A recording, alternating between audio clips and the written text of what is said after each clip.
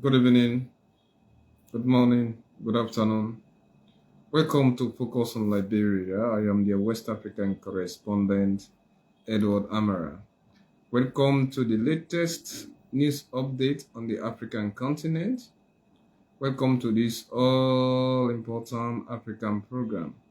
Focus on Liberia, as I always say, uses this particular program to inform the general populace about happenings on the continent. We also help to ensure that we give you live reports about events that happen on the continent. Very free. Help us to share. You can click the sharing button and share the program to various groups. And you are also welcome to comment on the program. Focus on Liberia is an interactive program. It's a program that gives latest updates about news, events, and stories, especially stories that affect our continent. We all know Focus on Liberia is a program that comes with things that matter, things that inform, things that entertain, and things that educate people beyond the premise or beyond the continent of Africa. Today, on the continent, we have been seeing and coming across maybe various news, headlines, stories, things that normally do not what give the continent any hope of survival. On this background, Focus on Liberia dive into the important stories on the continent, and we come to you with key issues that we think and feel that we as a people, we as a media broadcaster, we as a kind of news channel have the responsibility to analyze these issues as these arise. Focus on Liberia, we continue to come to you with all the latest development of the continent, irrespective the place where they take place, how they take place, and how we want them to happen. Because Focus on Liberia focuses on things that matter. That is why we go and in depth of stories that we think and feel that maybe the continent need to know. Many times, folks, home and abroad, may not even know things that are affecting the continent, things that actually are shaping the continent, maybe on a very wrong trajectory. So Focus on Liberia, we continue coming with latest stories emanating on the continent. Each time we share stories, we ensure that maybe our listeners will catch a glimpse of them. Help us also to decide on things that we will think and feel that the continent, especially the growing population on the continent. When you watch at Africa as a continent, I think a majority of those of us living on the continent are young. Some of us are energetic, and some of us want to see this continent strive from one stage to another. Unfortunately, because of maybe certain political developments, are definitely not favoring on how the continent should be operated on. So today, Focus on Liberia, we'll be looking at key issues that are coming out of certain part of Africa, maybe that the world need to know at large. Welcome to this all-important program. Feel free to share and help us to disseminate the news. First, let's start with Ghana. Before this time, maybe some of us had absolute high hope in Ghana. But certain developments now taking place on the continent as shaping the history of that African country into different pathways. When we saw John Evans Atamil died, we saw John Dramani Muhammad came into power. He completed after the completion of his predecessor, a deceased predecessor time. He took over power. He ruled for one term, and we saw him was being ousted. Then we saw Nana Akufo-Addo. He came into power. John Dramani would contest the election and he lost it. Now, John Dramani Mohammed, we also hope to contest against Nana Akufo-Addo in the 2024 election. But with a lot of maybe the havoc of COVID-19, the Russia-Ukraine war, global warming, Ghanaians' economy is now disintegrating. It is relegating, inflation have taken place, and they have now resorted to borrowing. Before this time, we had and saw the hashtag Fix Ghana Economy. Demonstration was going on. A lot of things happened. The government want now suppress those things. But Ghana has loaned about $6 billion, and Nana Akufo-Addo is saying the government of Ghana will still loan. Speaking in Accra, in Doha, Qatar. He said the government of Ghana will still continue to loan. Reason being, the money that the loan will definitely not create employment. It will not increase the salary of Ghanaians. And it will not curtail or end poverty. All the money that they are taking loan from the IMF, that is the International Monetary Fund, is to ensure that the food of Ghanaians, the staple food of Ghanaians, is being subsidized so that they can have it. And it will also help to cut on the inflation rate up to 40%. So, Ghanaians' local product need to be encouraged, and the country need to restructure itself and focus on indigenous development issues. But now they are running a donor-driven economy. So the president is saying the opposition blaming them for being responsible for the economic setback. They are definitely not responsible because they have not been able to control global warming issue. They are saying people want to what? Some Ghanaians want to take international issues and localize it. And you cannot take an international problem to localize it and make it as if it is Ghanaian owned. That is what they are saying. They are saying no.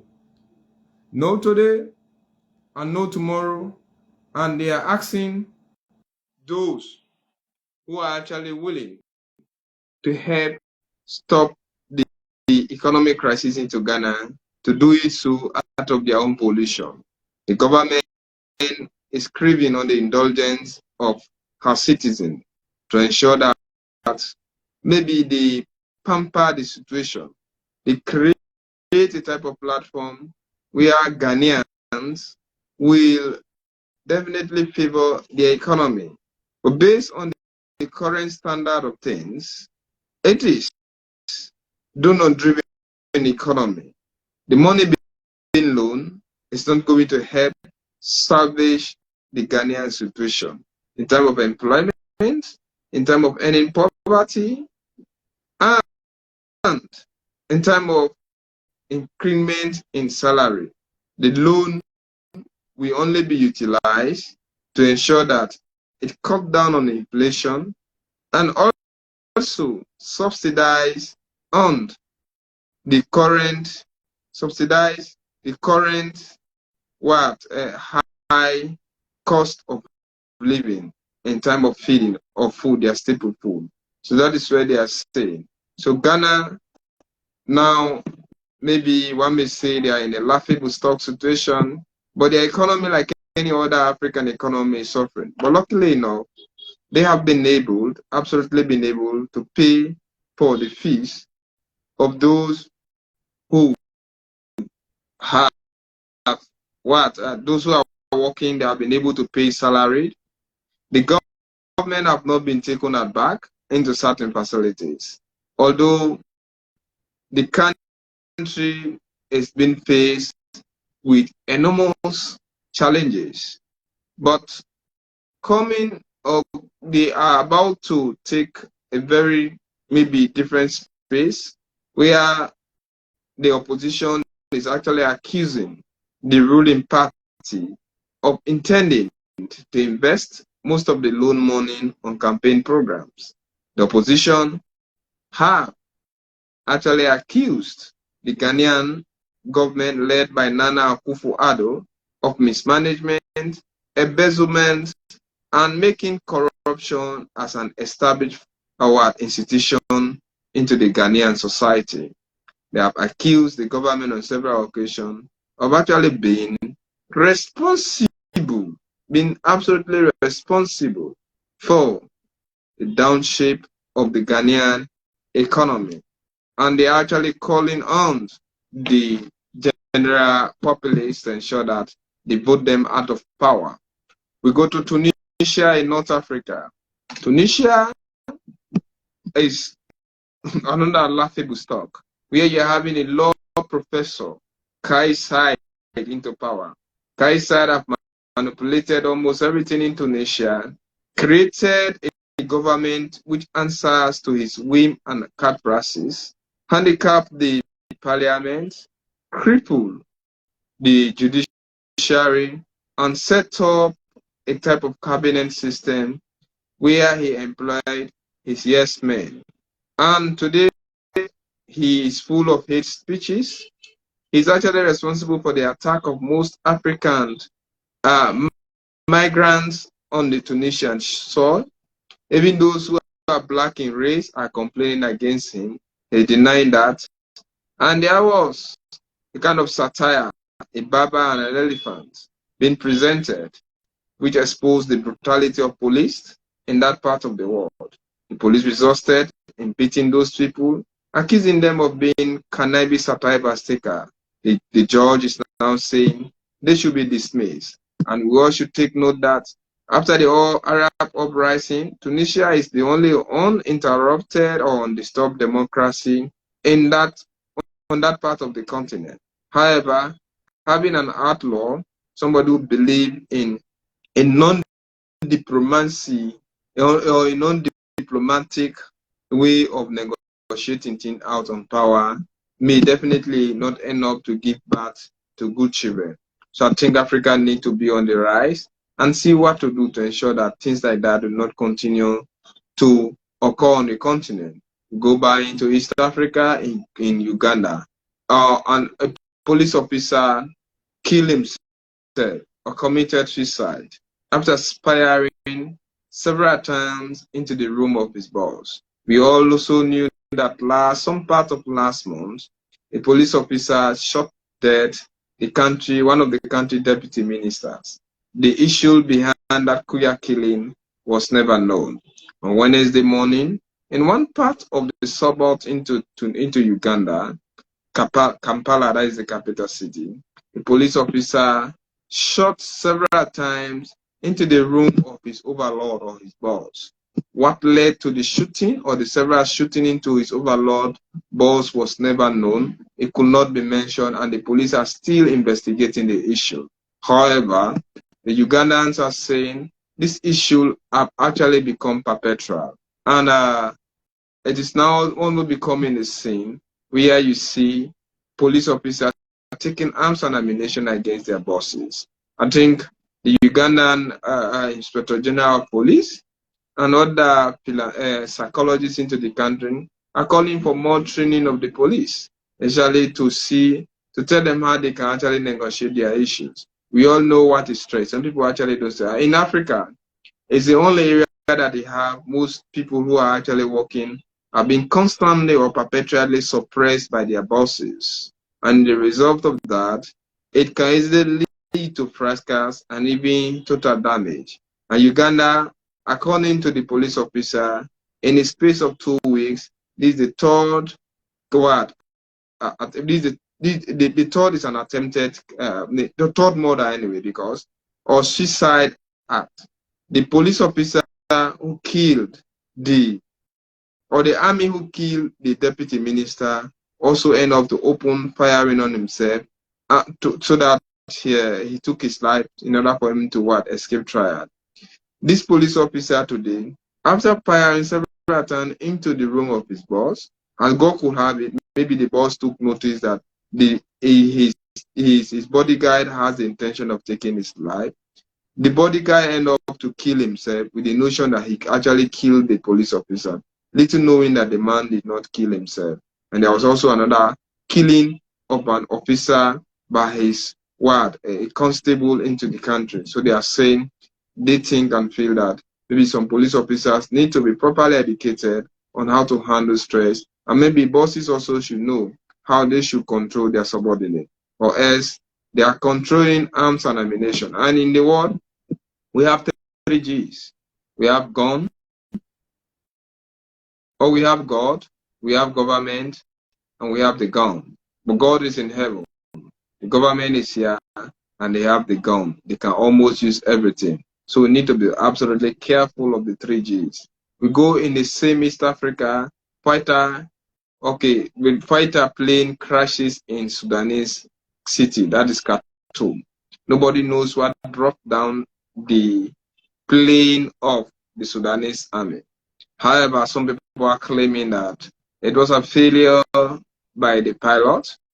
Others are claiming that it was being brought down by the paramilitary. Others was saying that maybe the pilot lost his way. Nobody knows. And different versions of the video have actually been shared on social media. The army is yet to comment publicly on actually what led to the crash of the plane, and it is yet to comment on the casualties. Meanwhile, the country is now, today is the first day, or maybe we are now heading into the second day of the fragile peace trials being signed by the various parties in Saudi Arabia. The government of America, the United States of America, and the Saudi Arabian government are actually leading the negotiation.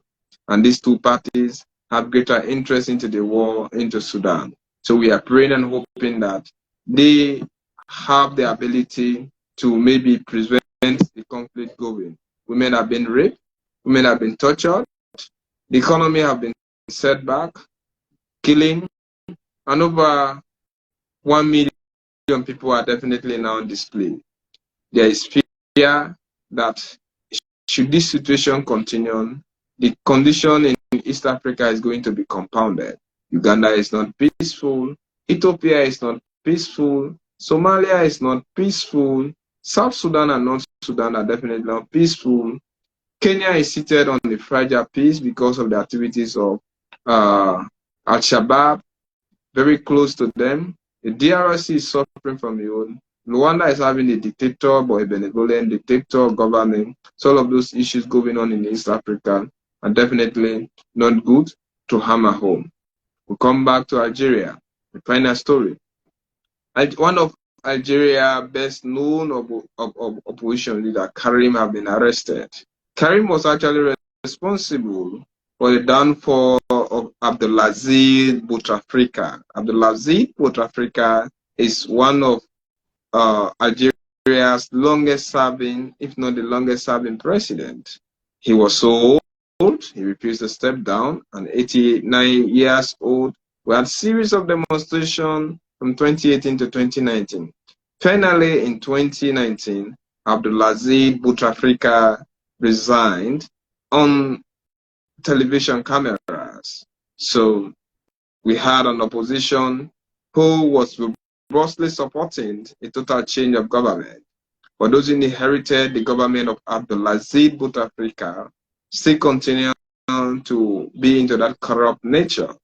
And Karim is also calling on Algerians to ensure that they perfectly demonstrate against Abdelaziz Bouteflika and others who are definitely creating problem into that part of the continent. However, they have resulted into arresting the opposition leader. They claim that he wants to create problem on the continent, and they may not allow him to create further obstacle on the continent.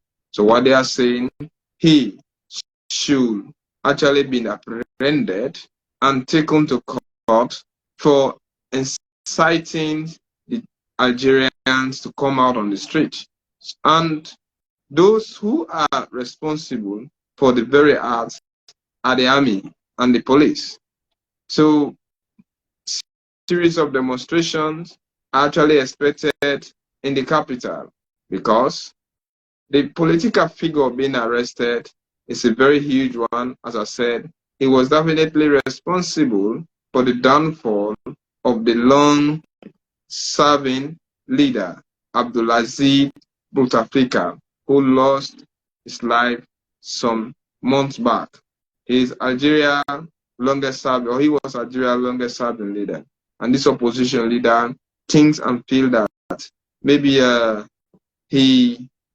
what they demonstrated for some years back have never been achieved. They are now having a very corrupt military on the helm of affairs who are definitely exacerbating the conditions of Algeria.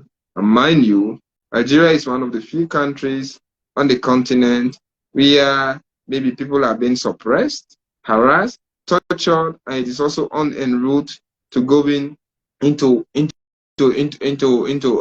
Europe. Some people use Algeria from Mali, they get down to Algeria. From Algeria, they try to get themselves into Morocco to see that they cross the border to Spain. Unfortunately, most of our African brothers have been tortured, molested, raped, and a lot of harm have been brought upon them over there. So Africa is calling on the continent, Africa is calling on all those concerned to ensure that things of this nature definitely come to an end. Thank you very much. It's been me, Edward Amara, Focus on Liberia, West African correspondent, coming to you with the latest development on the continent, live from the city of Kenema, Eastern Province, West Africa, Sierra Leone.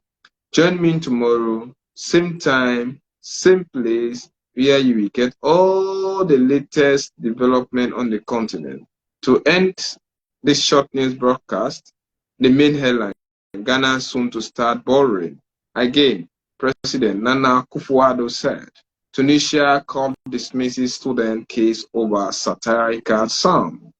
Then Uganda officer killed himself after firing into buses roam several times. Fighter plane crashes in Sudanese capital, that is Khartoum.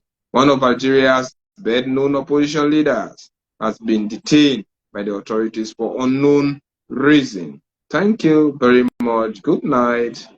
See you tomorrow, same time, same place, for same purpose.